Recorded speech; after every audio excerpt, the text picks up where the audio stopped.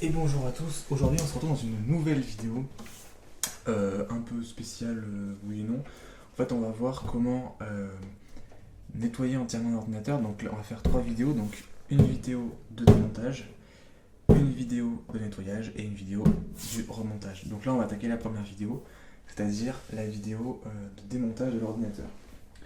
Donc la première chose à faire, il faut prendre un tournevis cruciforme derrière l'ordinateur et on retire les deux panneaux latéraux donc de l'ordinateur.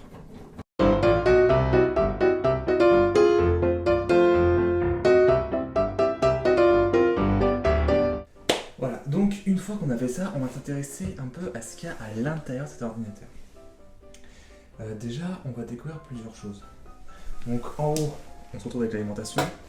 Là, pour le coup, les deux lecteurs CD, le ventilateur du processeur et son radiateur, les barrettes mémoire, carte graphique, carte son et carte réseau sur cet ordinateur.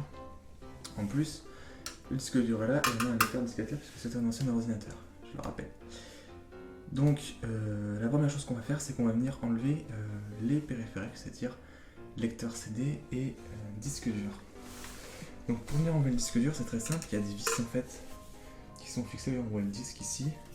Il y a deux vis, enfin il n'y en a qu'une, mais il y en a deux là et deux de l'autre côté. Bon ici j'ai regardé avant de l'enlever, il n'y a pas de vis de l'autre côté, donc je vais juste venir dévisser cette vis pour pouvoir enlever le lecteur. Cependant, il faut bien penser à le débrancher. Donc on enlève son alimentation et son connecteur ici IDE, mais sur nos ordinateurs on peut trouver des connecteurs SATA qui sont honnêtement aujourd'hui beaucoup plus pratiques, beaucoup plus rapides. Et là il s'agit donc d'un ancien ordinateur. Donc j'enlève la vis qui le retient et je sors le disque dur. Voilà. Ici, je sors donc le disque dur. Voilà. Maintenant, je vais m'attaquer donc au lecteur CD, donc exactement le même principe. Je vais débrancher les nappes à l'arrière, dévisser les vis de ce côté et de l'autre côté s'il y en a.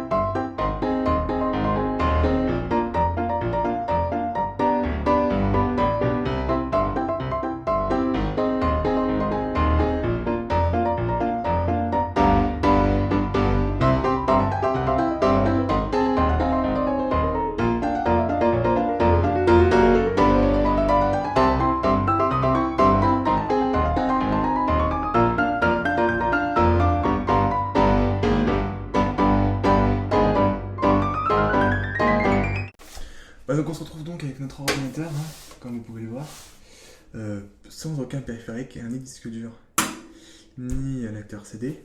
Mais on a encore ces grosses nappes, et c'est l'inconvénient, c'est qu'elles sont très grosses et très longues, et très moches en plus. C'est pas facilement passer l'air, hein, parce que vu la largeur, vous imaginez. Donc on va venir toutes les retirer de la carte mère. Bon donc voilà, donc une fois qu'on a enlevé un peu tous ces câbles, qu'on voit un peu plus clair, donc cette alimentation qu'il va falloir venir enlever parce que ça prend pas mal de place. Donc on vient en fait enlever la prise ici. Si vous voyez bien, en fait, celle qui est juste ici, en fait, qui sert à alimenter la carte mère. Donc sur les nouveaux ordinateurs, là c'est du 20 pins et du 24 pins, plus des fois du 4 ou 8 pins. Le 4 ou 8 pins servant uniquement à alimenter le processeur.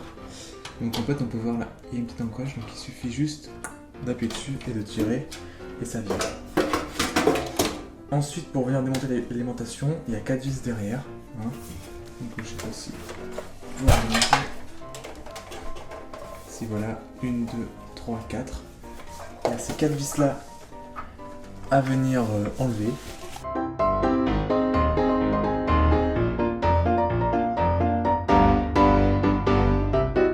Voilà, donc je vous ai rapproché un peu pour que vous puissiez un peu mieux voir. Donc en fait, en bas à gauche là, des fois en bas à droite, excusez-moi, se situent donc toutes les connectiques façade, c'est-à-dire la LED du disque dur, la LED de l'allumage, le bouton on, le bouton de reset et le haut-parleur du boîtier. Vous pouvez également trouver en bas en fait là des connecteurs type USB ou pour l'audio en façade. Sur le boîtier il n'y en a pas. Moi ce que je vous conseille, soit si vous avez la documentation pour savoir où se branche chaque petit connecteur, ou alors vous faites une photo et vous vous rappellerez de où qu'est-ce qui se branche. Une fois que vous avez fait votre photo ou votre appel, vous pouvez simplement venir débrancher tous ces câbles assez facilement. Ensuite, donc, moi ce que je vous conseille de faire, c'est de venir retirer toutes vos cartes. Donc pour ça c'est assez simple, en fait il y a une vis juste ici sur le dessus, on vient la dévisser, comme ça.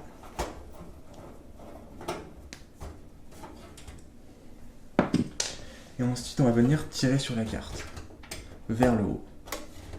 Donc on tire vers le haut. Et la carte vient naturellement. Voilà notre carte graphique avec son ventilateur.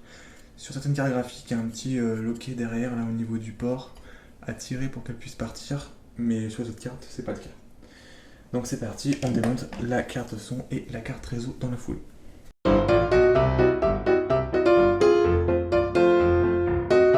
Voilà, donc une fois qu'on a démonté tout ça, maintenant on va s'attaquer à démonter la carte mère du boîtier. Donc là, une fois de plus, moi je l'enlève en fait simplement pour pouvoir plus facilement accéder au processeur. Tout ça, donc il y a en fait 6 vis ou 9 vis sur les cartes mères ATX. Ça dépend en fait si elle est plus large ou moins large. C'est une mini ATX, il y en aura peut-être 6 encore, je sais pas. Mais normalement, voilà, vous pouvez voir ici les trous en fait des 3 autres dernières vis pour les versions plus longues. Donc je viens dévisser en fait uniquement les 6 vis.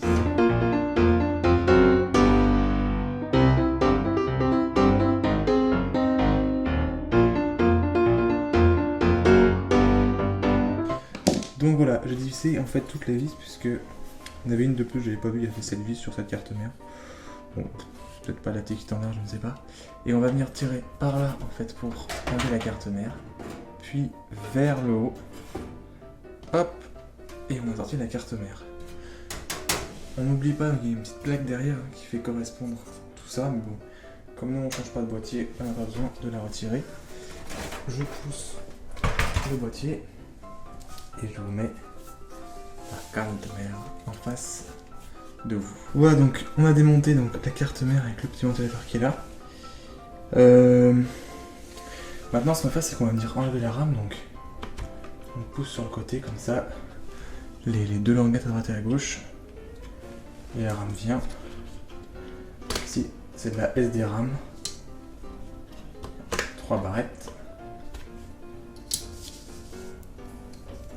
Donc maintenant, pour enlever le ventilateur du processeur, vous allez prendre juste, pour ce ventilateur là en tout cas, un tournevis, vous avez juste besoin. Il y a une encoche qui est prévue pour mettre votre tournevis. Vous avez juste à appuyer.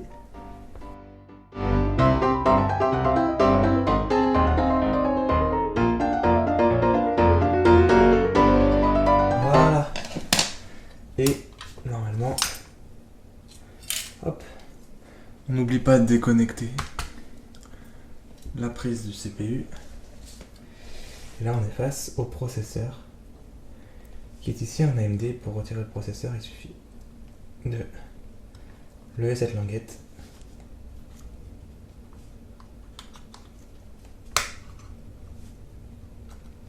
et de prendre le processeur sur les côtés, bien entendu, pour ne pas venir tordre toutes les petites pins qui sont là-dessous.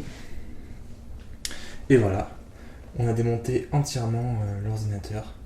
Une fois qu'on a fait ça, le socket est démonté, tout est démonté.